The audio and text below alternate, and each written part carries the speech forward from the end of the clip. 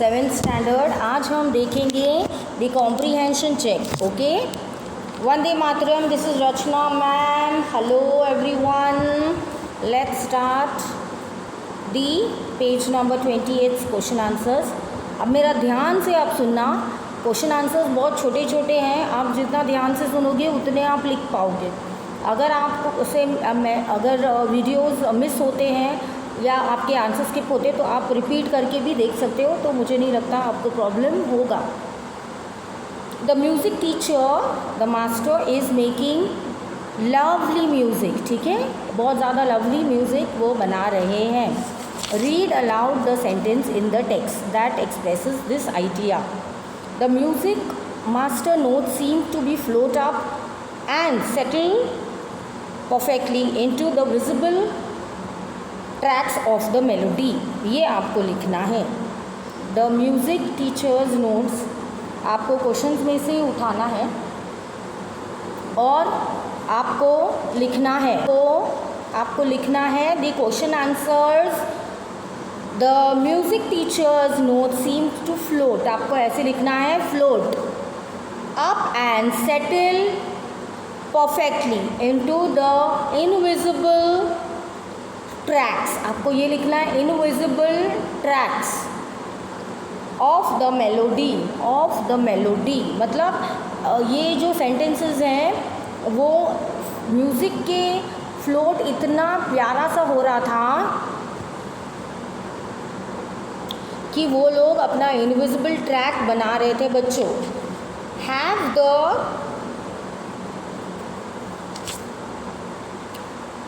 मतलब आपको समझ में आया। द म्यूज़िक मास्टर वो फ्लोट कर रहे थे इतने प्यारे म्यूज़िक में कि उनके खुद के रचाए हुए म्यूज़िक वो बना रहे थे,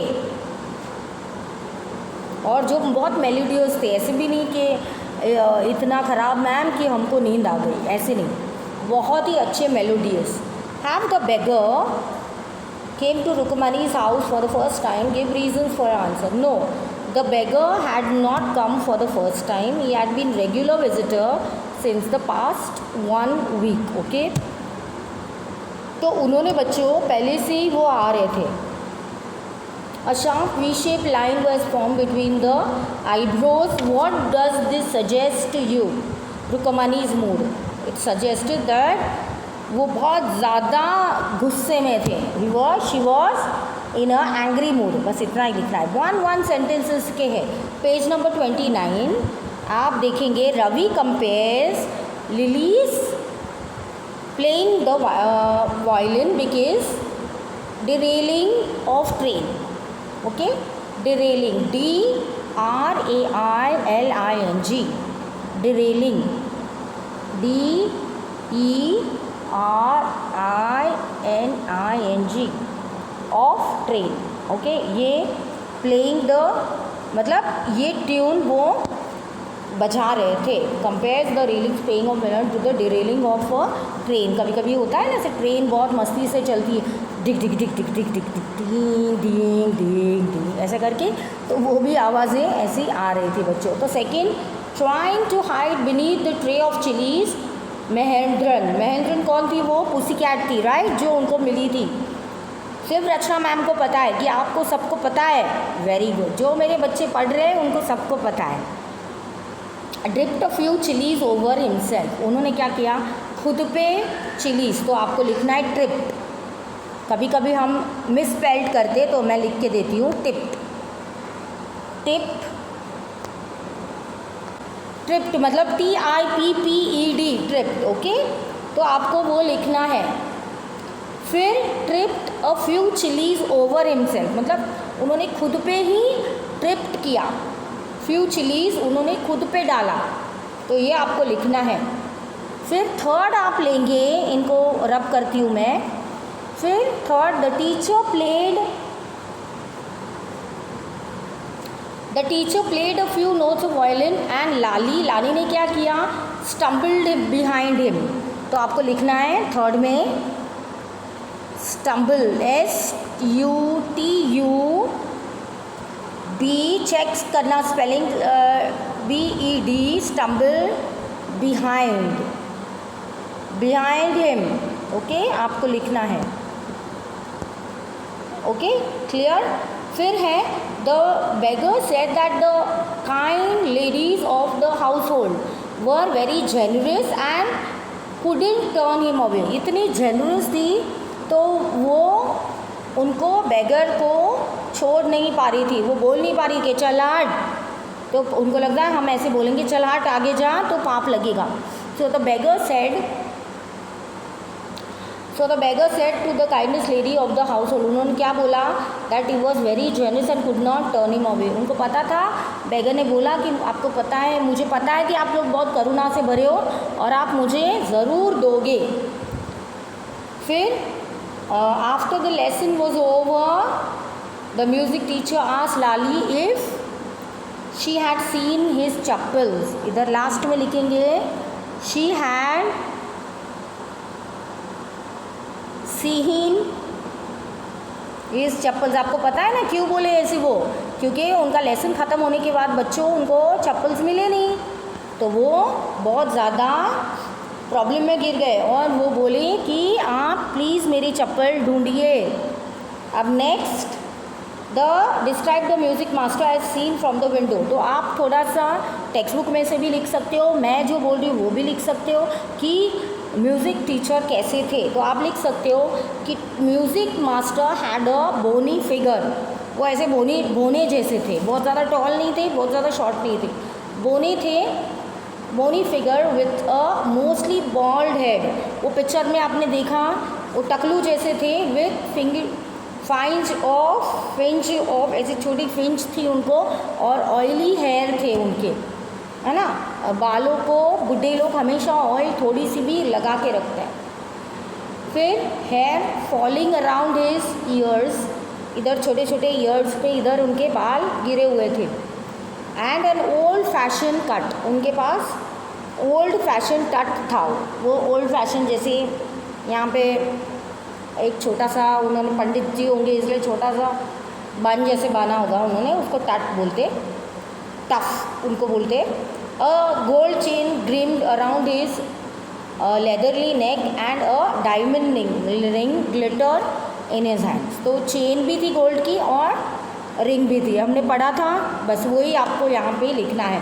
इसमें कुछ डिफ़िकल्टी है नहीं, होएगी नहीं, हमने ये 5वें बार पढ़ रहे हैं हम, ठीक है। फिर ये होने के बाद what was Mrudu's conclude that the beggar had no money to buy chappals। The beggar showed them large pink petty blisters on the sole of the bare foot। उन्होंने क्या देखा, मृदु ने क्या कंक्लूड किया ताकि लगे कि जो बेगर हैं बच्चों उनकी चप्पलें चली गई है, तो वो बोले कि मैम उनके पैर नंगे पैर थे और बहुत ज़्यादा फुल वो बोलते हैं ना फुल्ले हो गए थे। तो सोल्स, उसको क्या बोलते हैं, SOLES, on his soul's, on his bare foot, आपको लिखना है ऑन हिज बेयर फुट। तो ये आप लिखेंगे तो आपको पता होना चाहिए, मैम को पता चल जाएगा कि आपको ये लेसन अच्छे से आ गया है, ठीक है। This made Mrinu conclude that no money to buy chappals. तो उन्होंने फिर ये कंक्लूड किया, बच्चों ने जो बहुत ही दिल के करीब थे बच्चे, उन्होंने बोला कि नहीं मैम इनके पास नहीं होंगे पैसे, इसलिए बेचारे बिल्कुल भी चप्पल बना के हैं। To show the concern Mrinu suggested, उन्होंने कंसर्न, नेक्स्ट क्वेश्चन ये वाला पार्ट 2 वाला, कि उनको कंसर्न दिखाने के लिए वो उन्होंने क्या बोला। To show concern Mridu suggested to Meena and Ravi to give the beggar a part of chappals if they had spare one in his house, ठीक है। तो वो आपको इधर बतानी है कि अगर कोई स्पेयर हो, तो उन्होंने बोला कि किसी के पास भी एक्स्ट्रा है तो आप प्लीज़ ये बेगर को दे दीजिए।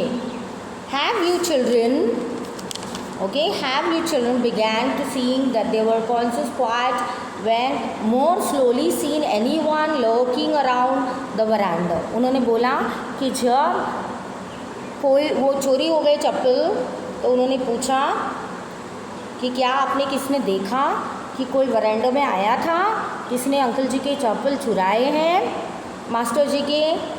What do you think Rukmani really wanted to say. तो रुकमणी ने ऐसे बोला, आई थिंक, मतलब मेरे हिसाब से, आप अपने हिसाब से भी लिख सकते हो, मेरे हिसाब से बच्चों को उन्होंने पूछा कि आपने देखा कि कोई ऐरा गहरा नत्थु गहरा या कोई नया इंसान इधर वरांडे में आया था, क्योंकि स्वाभाविक है अगर आप किसी के घर पे भी जाते हो, आपकी चप्पलें नहीं हैं तो कोई आया होगा, वो ले गया होगा। ऐसी चप्पलें चलने तो नहीं लगेगी, है ना, भूत तो है नहीं। तो इसीलिए वो कहने लगे कि किसने देखा है वो चप्पलें जाते हुए। फिर second question, why did she change the question. Seeing children consciously quite she change the question. फिर उन्होंने देखा कि बच्चे चुपचाप है, इसीलिए उन्होंने उनका जो क्वेश्चन है वो चेंज किया बच्चों ने, ठीक है। What did she think had happened. Sure was sure that children had something in the happening. उन्होंने श्योर थे क्योंकि मम्मा थी वो, तो उनको पता था, ग्रैनी थी उनकी, तो उनको पता था कि इन्होंने, आंट थी ना, तो उनको पता था कि बच्चों ने कुछ किया है, ऐसे ही तो चप्पलें चल के जाएंगे नहीं। तो नेक्स्ट है बच्चों,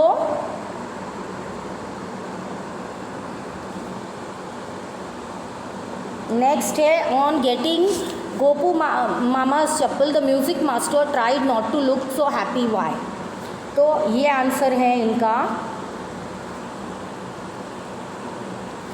कि the music master really declared the chappal brand new थे, और वो माउंट, हमने पढ़ा था माउंट रोड से लाए थे, और वो बहुत ज़्यादा कॉस्टली थे और ओल्ड थे, शैबी थे। बट वो झूठ बोले, वो ऑलरेडी पुराने थे और शैबी गंदे से थे, बट तो भी अच्छी चप्पलें, क्या पता उनको ऐसे लगे कि पैसे देंगे वो हमें ज़्यादा पैसे मिलेंगे, इसलिए वो बोलने लगे बहुत महंगी चप्पलें थी। But he wanted to show chappals were given to him were no match to his old chappals.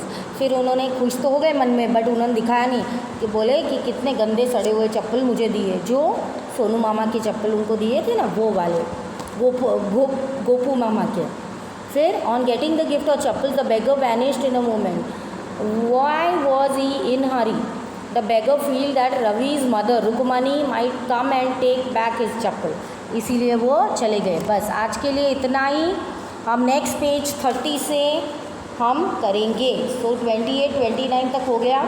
अब नेक्स्ट पेज में हम 30 का क्वेश्चन आंसर्स करेंगे। तब तक ये रिवीजन करो और इसको 3 बार क्वेश्चन आंसर्स लिखिए और इनको लर्न कीजिए। जब आप आएंगे हम चेक करेंगे। Bye for now.